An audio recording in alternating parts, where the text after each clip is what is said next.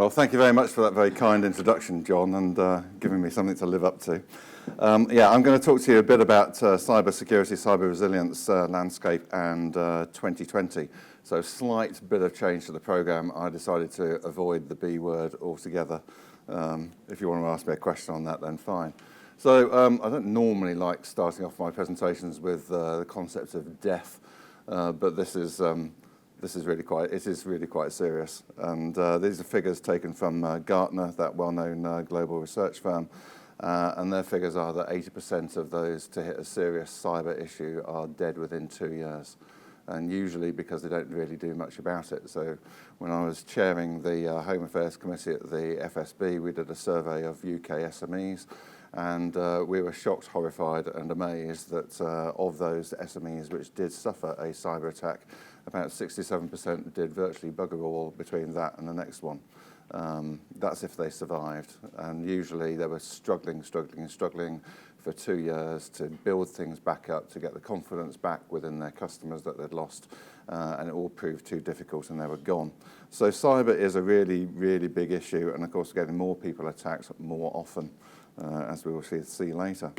It's worth reminding ourselves about the 5 key cybercrime actors. I've seen, since I last spoke on this platform, a few other studies about the different kinds of cybercrime actors. To be honest, they are pretty much all the same as these ones, boiling it down. So you've got the advanced persistent threats with the threats coming in from various governments. Obviously, we've got quite a bit of capability, so the Americans. We hear an awful lot about the Russians. But it's a bit more extensive than just the Russians. You know, we've got to worry about the Chinese, and then across the channel we're looking at the French, the Germans have got quite a bit of capability. The Israelis are really quite hot, and South Africans are doing an awful lot of stuff as well. Don't forget cyber espionage. Some people think this is a bit of a James Bond kind of thing, but it's much more sort of prevalent than that. And I'll go on to show you a slide which shows you what we mean by cyber espionage. Hacktivists sort of speaks for themselves. Cyber criminals really developing unbelievably quickly. Loads of really good Gucci kit coming out of the governments, which are being downloaded or distributed over the dark net, basically to increase deniability of certain attacks at governmental level.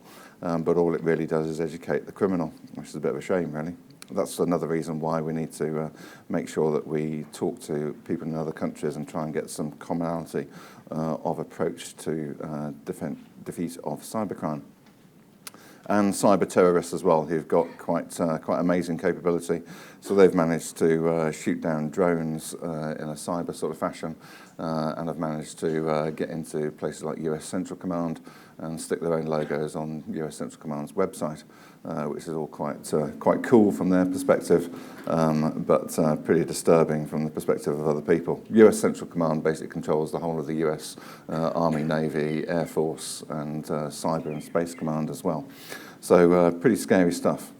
Some people say, if I can get it to move on to the next slide, that my previous slide should have included the internal threat. I don't really look upon that as an internal threat. I look upon them more as a vulnerability. And this brings me to the 5 key cybersecurity vulnerabilities. So we've got governance first of all. I'm amazed at the number of places I go into, large broking houses where they still haven't sorted out their information governance properly at all, and it's really quite a worry. There's quite a bit of a concern about the human. IT people always think this is the dumb idiot who's operating their software, but from my sort of DCMS days, we're also looking at those people who are doing the programming of the software. Please do take on board a bit about security when you're putting your software and your apps together. Well, that would be a great step forward. And we've obviously got the vulnerabilities with hardware, software, and I divide out communications as a separate arm of that, because a lot of people, for some bizarre reason, when I go around various broking houses, seem to think that phones are phones and they're not really computers.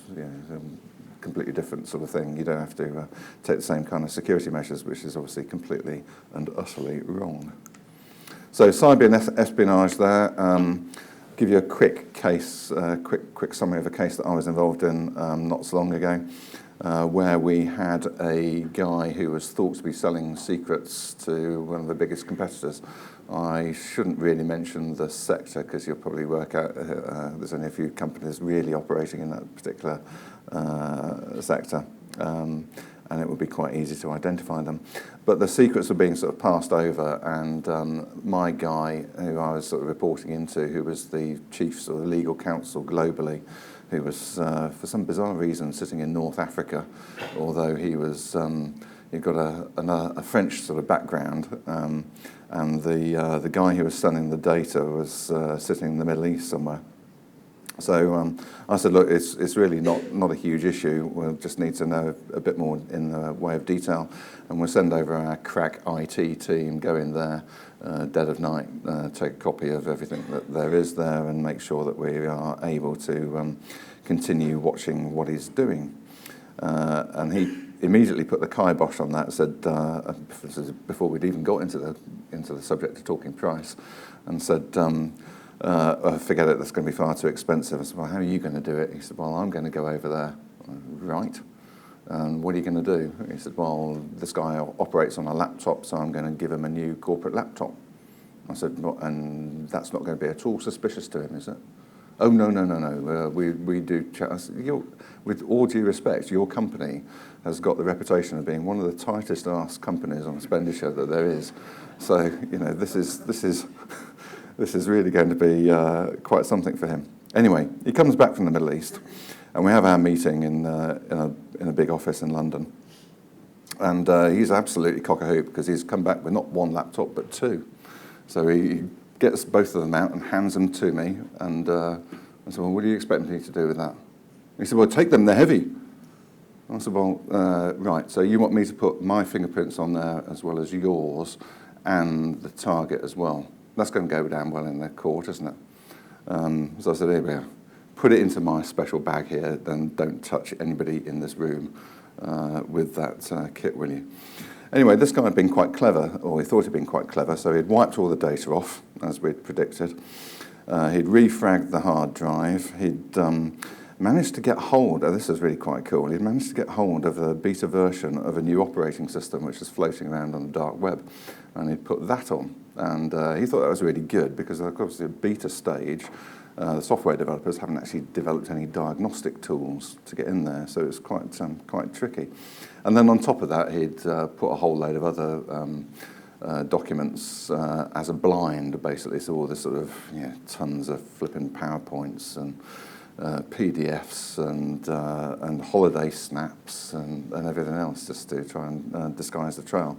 But we've got some fairly good military strength kit, and we managed to get everything back, so I could even tell, what had ever been connected up to the laptops and the make and model and everything else from that.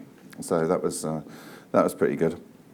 Next stage of the story was that the law firm who I was operating with had gone over and got some other IT kit, which basically takes all these documents and puts them onto a searchable platform, and you can sit there and do the searching and theoretically come up with all the evidence quickly. So how are you going to do that then? Because I've got a bit of an Air Force background as well, and I'm used to looking at data and looking for nasty individuals. And he said, well, we're just going to give it to one of our juniors to do, and we've given him some search words. I said, really? He said, yeah, this is really effective. Anyway, 3 days later, I get Junior Onion phone me up and said, I think I've got the smoking gun. So I'm sitting there saying, which of the 6 invoices I've got in front of me have you got in front of you? He said, well, you can't have 6. You haven't got our kit. I said, no, but I'm addressing it from a different angle. We're going in from the human intelligence angle. And that's what you need to do on these cases. You need to look at the individual operating it. You don't need to look at the software, okay? The software is not going to give you the clues, the humans do. So a big moral, when you're looking at cyber espionage cases, do remember the human side. Here's some other humans who sit in a big donut sort of shaped building down in Cheltenham. And their key trends, as they say, are one, we've got a big rise in volume. particularly on the malware side. So nearly 1 million new bits of malware being created every day. That's quite a bit to look after if you're doing cybersecurity ops. And also a rise in sophistication, which I mentioned earlier, with governments leaking to organised crime groups. Now, when you're looking at the world in cyber terms, you really end up with these digital hemispheres, if you like. So I remember my daughters getting a bit of a shock when I took them over. We'd had a trip around China year before last, and they land, and of course the first thing a teenager does is, where's the free Wi-Fi? Oh yeah, really going to use free Wi-Fi in China. And I can't get onto my social media. Well, because the Chinese have blocked it. Surprise, surprise. So you'll have to go and develop get onto WeChat or Baidu or something. And then over in the West, of course, is the moment we develop anything over here and it looks quite sort of sexy, or it looks like a competitor to in the eyes of Google or Microsoft, then what do they do but buy it up? So we haven't really got any very large sort of cyber companies in Europe at all, even. So we've got these two digital hemispheres, and the only way, and this is absolutely bizarre, isn't it? The only way that Europe has really had any massive influence on these digital hemispheres is through the law, because we've developed this wonderful thing called GDPR. And it's taken so seriously that in the States last year, there were more conferences on GDPR than there were in the whole of Europe. So you can see the influence, at least we've got some influence in the cyber world.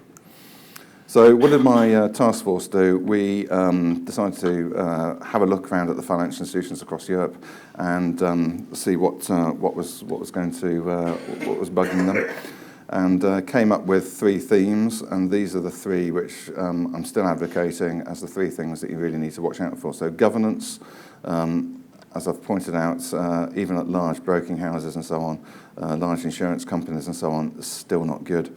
Risk management still needs an awful lot of input and capability as well. I thought that, as I was reminded, it's only 29 sleeps till Christmas, that I ought to give you a little bit of a present. So I thought, what could I possibly give you as a lawyer free? And I came up with these global predictions for 2020. So next year, I think we're going to see not just global warming, but cyber cold-wear cooling, and relations between us and the Chinese and the Russians don't look as if they're going to get any warmer anytime soon. The internets, and remember it is internets plural, that's why I showed you that digital hemisphere map, but there are other breakages and schisms within the internet. Those are going to start moving apart, in my view. We're going to see much more in the way of local social media shutdowns. We've seen that particularly in certain countries in Africa, for example. Fake news, we've already seen an awful lot of that in the UK election, and still, was it 2-3 weeks to go? We've got the US and the Indian elections coming up next year as well, and fake news is going to be big in those elections too. CNI, so critical national infrastructure cyber attacks, definitely on the increase. Higher profile companies, we reckon, are still going to be greater risk, even though there's a fear about supply chain and getting into larger companies through the smaller companies within their umbrella, as it were. I think there'll be quite a bit of lobbying to change certain aspects of GDPR as well, because some of this is really quite odd, isn't it? So you get hit by a cyber attack, and what happens, but you might be in need of a bit of help, and the first thing the government does is step in and give you a whopping great big fine. Well, thank you very much. That's really very helpful, isn't it?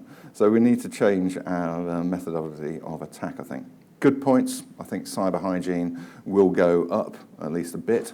John did mention passwords. I did a quick search on top 50 global favourite passwords. Top password is, that's fallen to number 3. So I'll give you a clue. What most software developers do is put sort of 6 boxes for the password. 1, 2, 3, 4, 5, 6.